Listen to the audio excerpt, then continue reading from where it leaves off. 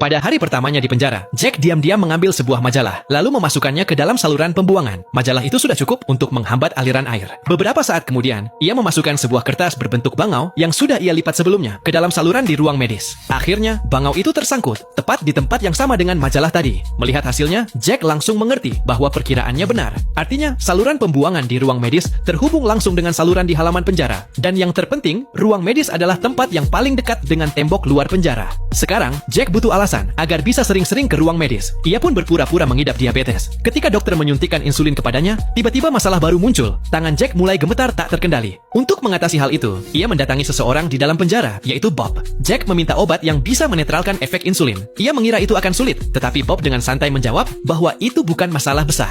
Namun, penjara ini tidak semudah yang dibayangkan. Sebagian besar, tahanan di sini sangat brutal. Tiba-tiba, seorang pria menusuk perut tahanan lain dengan pisau, tepat di bagian vital. Jack hanya bisa istighfar saat melihat kekerasan itu di depan matanya. Sementara tahanan lain hanya berdiri dan menonton, seperti sedang menonton pertunjukan biasa. Saat itu, teman sekamarnya, Bocin, botak licin, mendekat dan mengatakan, "Ini penjara, bro." Dan di sini itu sudah biasa. Keesokan harinya, di halaman penjara, Bocin sebagai pemain lama mulai menjelaskan peraturan di penjara ini kepada Jack. Ia tidak tahu bahwa Jack sudah mempelajari setiap sudut tempat ini jauh sebelum masuk. Meski begitu, Jack tetap mendengarkan dengan seksama, seolah ia tidak tahu sama sekali. Bocin lalu menjelaskan bahwa di sini wilayahnya sudah dibagi. Geng kulit hitam menguasai lapangan basket, dan geng kulit putih menguasai area gym. Sedangkan tempat lainnya dikuasai oleh para penjaga. Menurut Bocin, para penjaga di sini bahkan lebih jahat daripada preman jalanan. Saat Bocin sibuk mengobrol dengan yang lain, Jack diam-diam mengamati sekeliling. Jarak antar hidran kebakaran, tutup lubang got yang kecil, semuanya ia catat dalam pikiran, dan tidak ada yang luput dari pengamatannya. Lalu, matanya tertuju pada seorang pria yang berdiri sendirian di sudut.